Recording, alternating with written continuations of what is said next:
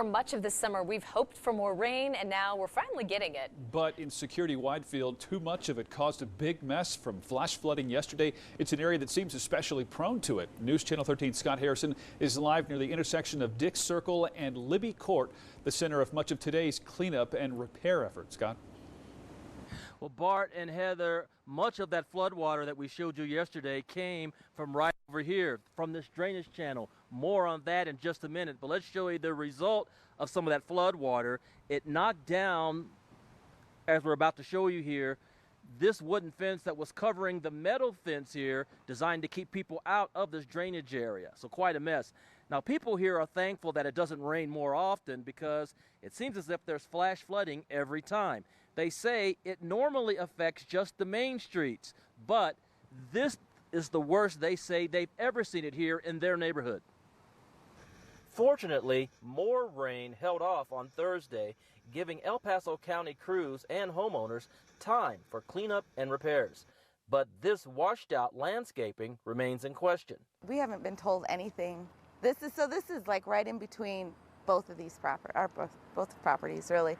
And they haven't really said if we're going to have to pay or not. The county told us to give them a few days till they can figure it out. A significant factor in Wednesday's flooding was right here, a clogged grate in a drainage channel full of trash and other debris. Workers got most of it removed by the end of the day. A homeowner who lives beside one of the heaviest damaged areas says the water flowed halfway up the hill of her driveway. That's the highest she says she's ever seen it. But fortunately, it didn't cause any serious damage. However, she's worried about whether an apple tree that's planted right next to an eroded area will survive. Most of the flash flooding in this neighborhood stayed in the street and avoided homes.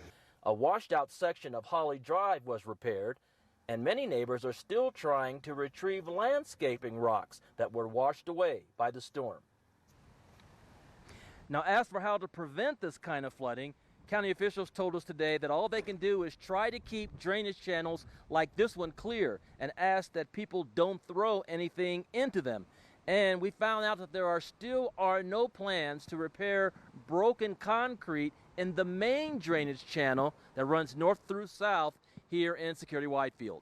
We are live tonight in Security-Widefield, where it's a little drier. Scott Harrison, KRDO News Channel 13.